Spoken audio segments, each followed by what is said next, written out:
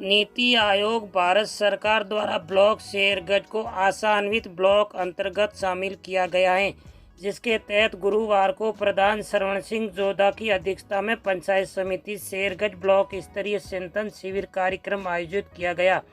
उन्होंने कहा कि प्रत्येक पंचायत समिति मुख्यालय पर प्राथमिक स्वास्थ्य केंद्र व 10 ग्राम पंचायतों के बीच एक ग्राम पंचायत मुख्यालय पर सामुदायिक स्वास्थ्य केंद्र होना चाहिए। उपखंड अधिकारी शंकर लाल मीणा ने कहा कि सुझाव महत्वपूर्ण होंगे, जो कि आने वाली पीढ़ी के लिए अच्छे परिणाम आ सकते हैं, जिसमें शिक्षा, चिकित्सा, स्वास्थ्य, पोषण, आजीविका, कृषि, पशुपालन, प्रधानमंत्री आवास, स्वच्छ भारत मिशन, भारत नेट सहित समस्त विभागों के साथ साझा प्रयास करते हुए ब्लॉक के विकास की कार्य योजना बनाई जाएगी, जिसको लेकर मौजूद सभी अधिकारियों व जनप्रतिनिधियों आदि से लिखित में सुझाव लिए गए। बताया कि शेरगढ़ मुख्यालय पर फायर ब्रिगेड सुलभ कराई जाए, अस्पताल में चिकित्सकों व स्कूलों में शिक्षकों के रिक्त पद भरे जाए, शेरगढ़ को रेल लाइन से जोड़ा जाए, शेरगढ़ में बरसाती पानी निकासी के लिए सीवरेज लाइन बिछाया जाए, शेरगढ़ में नियमित रूप से हिमालय पेयजल योजना के तहत मीठे पानी की सप्लाई की जाए, शेरगढ़ नगर में रोड लाइटें लगाई जाए, शेरगढ़ में अकाल व सूखे के हालात को देखते हुए कृषि ऋण माफ किया जाए। इस दौरान विकास अधिकारी गुलाब सिंह गुर्जर, रामगढ़ सरपंच मूड़ाराम सुवाड़िया, सरपंच राम सिंह, चतुरपुरा सरपंच किस्तूराराम चौधरी, दासानिया के उप सरपंच रूपाराम चौधरी, सीडीपीओ अनिल चौहान, ब्लॉक सीमेशो डॉक्टर धीरज बिस्सा, सहायक कृषि अधिकारी कंवराराम यादव, राजीविका के BPM Mohammad Ragib Ali, IT centre की assistant programmer Jyoti Jeenagar, GBO Virendra Singh Shekhawat व ज्ञानानगढ़ के सरपंच प्रतिनिधि शंकर राम व साबा के सरपंच प्रतिनिधि भिकम चंद जैन ने भी विचार व्यक्त किए हैं। पत्रकार जेपी गोयल, शेरगढ़ की लाइव रिपोर्ट। अपने सर्किल की ताज़ा खबर देखने के लिए Baba Ramdev superfast news channel को सब्सक्राइब, लाइक व शेयर करें। बिंदुवार और विभागवार आपने अपने विचार रखे। पहले भाई दिलजी बिस्सा साहब ने चिकित्सा के विभाग में बताया। चिकित्सा विभाग ये पूरे विभागों में मैं माननीय मुख्यमंत्री जी राजस्थान के यशस्वी मुख्यमंत्री अशोक जी गहलोत साहब ने मैं धन्यवाद ज्ञापित करना चाहूं कि वास्तव में गांव ढाणी और पूरे स्टेट री हर विभाग रे और जनता रे जरूरतमंद री हर समस्या रो समाधान करते हुए बजट पेश करियो। गहलोत साहब ने आपरे माध्यमों मैं धन्यवाद ज्ञापित करना चाहूं। चाहे पीएससी क्षेत्र हो चाहे सीएससी हो, तो पूरे राजस्थान में सीएससी पीएससी करण में गहलोत साहब वास्तव में बजट में कोई कमी नहीं रखी। उन्होंने आप सब प्रेषित हो। पूरे भारत और देश में आई उन्होंने पतो लाग्यो कि वास्तव में अपने जनता रे वास्ते, हर आदमी महिला रे वास्ते, हर जन रे वास्ते हॉस्पिटल एक महत्वपूर्ण भूमिका है जीवन में। तो मेरा आपके माध्यम से और इस शिविर के माध्यम से चिकित्सा में मैं कहना चाहता हूं, नीति आयोग से, सरकारों से कि हर पंचायत मुख्यालय पर एक पीएससी होनी चाहिए। भगवान करे ऐसी आपदा कभी नहीं आए, फिर भी आज देखा जाए खान पान के हिसाब से तो बहुत ही बीमारियां हैं और हर परिवार में एक दो कोई भी टैबलेट ले रहा है, डॉक्टर के अधीन जी रहा है। तो मेरा इस आयोग से, सरकारों से, इस मंच के माध्यम से कहना चाहता हूं कि हर मुख्यालय पर पीएससी हो और ऐसी पंचायत हो जो 10 पंचायतें हैं, 5 पंचायतों का समूह हो और एक पंचायत सेंटर में हो, उस पंचायत को सीएससी का दर्जा देना चाहिए। मैं गहलोत साहब ने भी कहना चाहूं कि वास्तव में आपने पीएससी, सीएससी और बड़ा बड़ा हॉस्पिटल ग्रामीण क्षेत्र हो चाहे शहरी क्षेत्र में किए, लेकिन मैं आपने निवेदन करना चाहूं कि उनने में पूरो स्टाफ होना चाहिए। पीएससी भवन से कुछ नहीं होता। भवन की व्यवस्था आज हर गांव में हो सकती है। तो मेरा गहलोत साहब से और नीति आयोग से निवेदन है कि चिकित्सा विभाग में जहां भी पीएससी बने हैं उस पीएससीओ में चाहे मेल नर्स हो, चाहे डॉक्टर हो, चाहे 3rd ग्रेड का कोई हो, चाहे 4th क्लास हो, वो पूरा स्टाफ होना चाहिए मेडिसिन के साथ। तो ही अपना ब्लॉक उन्नति पद पर रह सकता है चिकित्सा विभाग में। साहब ने तो शेखावत साहब की व्यवस्थाएं अच्छी है, लेकिन अपने यहाँ अध्यापकों की बहुत ही कमी है। कई बार सरकारें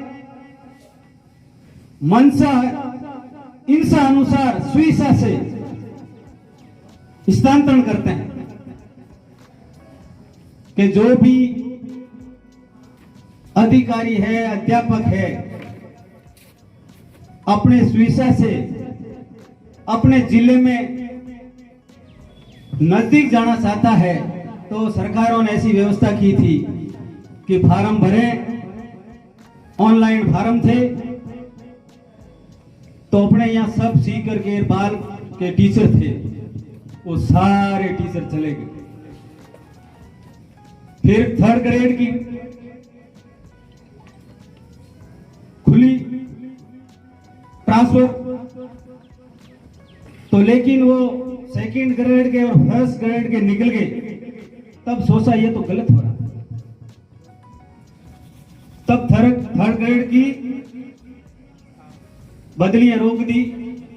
इससे है अपना काम हाल भी चल रहा है।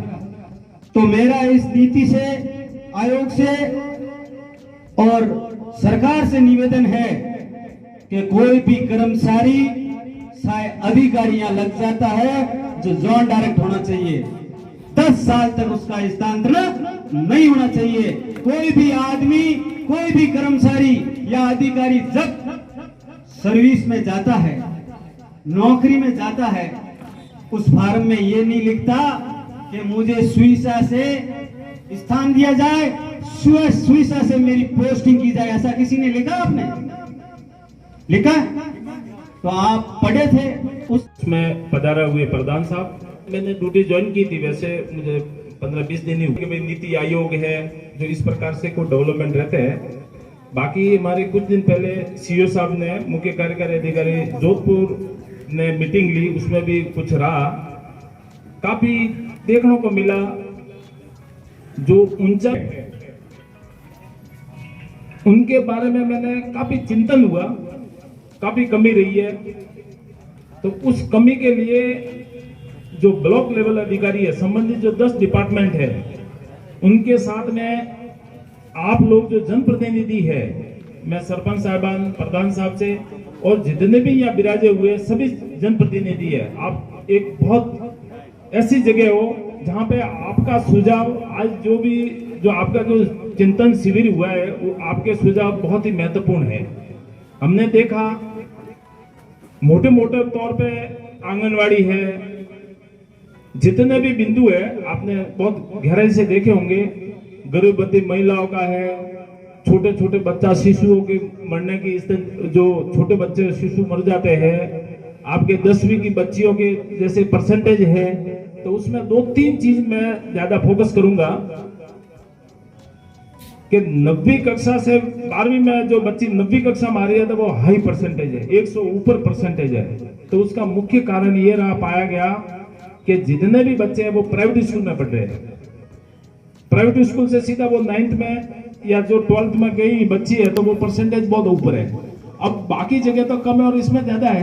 तो मेरा निवेदन रहेगा शिक्षा विभाग से, क्योंकि अपन पढ़े लिखे होंगे और पढ़ा लिखा एक मजदूर भी अगर मजदूरी करने जाएगा तो वो 5 बजते ही कहेगा कि नहीं साहब आप छुट्टी दो मुझे, मैं नहीं मानूंगा। एजुकेशन के अंदर जितने भी जो शिक्षा विभाग से जुड़े हुए अधिकारी है, वीरेंद्र सिंह जी खूब मेहनत करते हैं, हमने देखा है इस चीज का। तथापि अब यहाँ जैसे प्रिंसिपल 4 ही है, आज मैं चुनाव के एज ए रिटर्निंग ऑफिसर या कहीं कहीं जो इतनी बड़ी समस्या आ रही है, तो हमारा जनप्रतिनिधियों से इस शिक्षा विभाग के संबंध में जो भी आपके जो सुझाव है उसमें उसकी बहुत महत्वता रहेगी कि आप इस प्रकार से ऐसे सुझाव देवे कि ताकि ये रहे। एक और रह रहा है कि डार्क जोन, जैसे एजुकेशन में आज मार साहब की पोस्टिंग हुई और यहीं बैठे हैं, अन्यथा अगर डार्क जोन लौटते ही इनके ट्रांसफर हो जाएगी, पटवारी चला जाता है, कांस्टेबल चला जाता है, केवल अपना इस क्षेत्र से भर्ती बोर्ड रह जाता है, प्रिंसिपलों की बदली हो जाती है, वो चले जाते हैं। मार साहब आज बैठे, अभी लेवल 2 में अभी रिजल्ट हिंदी में वगैरह है, तो हमारा जो भी जो बैठे हुए हैं, जहां से भी आपने इस ब्लॉक के अंदर जो सेवा दे रहे हैं मार साहब है, जो भी जिस विभाग से, आंगनवाड़ी, मेडिकल, तो वो कृपया करके अप डाउन की प्रवृत्ति कम करते हुए, और जो उद्देश्य से सरकार ने अपन को एक सरकारी मुलाजिम, सरकारी अधिकारी, नौकर जो भी अपन को किया है, तो एक दिल में एक जगह दे गए कि मैं शेरगढ़ की तनख्वाह ले रहा हूं। आत्मा से जो 39 बिंदु है उनके अंदर बहुत सही ढंग से अगर कार्रवाई करें तो हो सके आने वाली पीढ़ी में आपके तो सुझाव रहेंगे, और आपका सुझाव और आपको क्रियान्वित जो भी 10 से 10 डिपार्टमेंट है, मेरे उनसे ये रहेगी कि अच्छा परिणाम आ सकता है।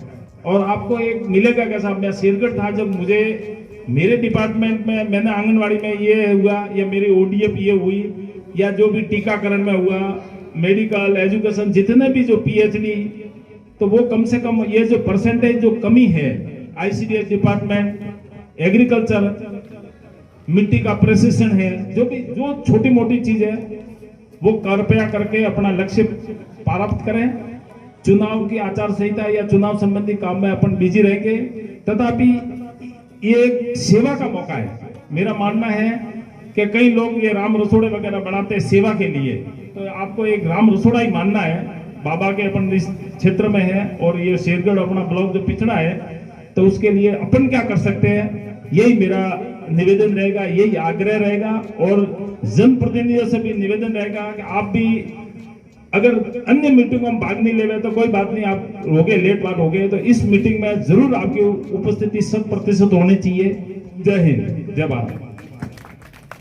जमीन का सूखापन, अनुपजाऊपन, अशिक्षित आबादी, बेरोजगारी, कौशल संवर्धन के लिए पर्याप्त मात्रा में रोजगार प्रशिक्षण केंद्रों की कमी, अपर्याप्त आधारभूत ढांचा, बढ़ती हुई आबादी को रोकने का हमारे पास में कोई रोडमैप नहीं है, तथा मरुस्थलीकरण और भूस्खलन, अकाल जैसी प्राकृतिक आपदाएं, इन सब समस्याओं से जूझते हुए भी हमारे ब्लॉक को आगे कैसे लेकर के जाना है, ये इस प्रोग्राम के माध्यम से, हम चिंतन शिविर के माध्यम से सीख रहे हैं तथा आगे बढ़ने का प्रयास कर रहे हैं। तथा समाज के पिछड़े और निर्बल वर्गों के उत्थान हेतु योजनाओं का क्रियान्वयन कैसे करें, उपलब्ध संसाधनों का बेहतरीन नियोजन कैसे करें, नलकूप जो अन्य संसाधन है उनका हम कैसे सदुपयोग करें, तथा पानी का हम अधिक से अधिक संरक्षण और संवर्धन कैसे करें। इसके अलावा जो आईटी का बेहतरीन उपयोग है वो कैसे किया जा सकता है, ऑनलाइन डाटा का फीड करना, उनका बेहतरीन उपयोग करके समाज में उपलब्ध जो गैप है उसका मूल्यांकन करने का कार्य करना, महिला और पुरुष के मध्य जो व्याप्त भेदभाव है उसको समाप्त करना, सामाजिक कुरीतियां, भेदभाव, परंपराओं और पूर्वाग्रहों को संवैधानिक और वैज्ञानिक उपायों से कम करना, जनसंख्या वृद्धि से होने वाले दुष्परिणामों को जन जन को जागरूक करना, परिवार नियोजन के बारे में बताना, छोटे परिवार के फायदे बताना और वैज्ञानिक कृषि उत्पादन और एफपीओ का गठन करना। इन सब चीजों से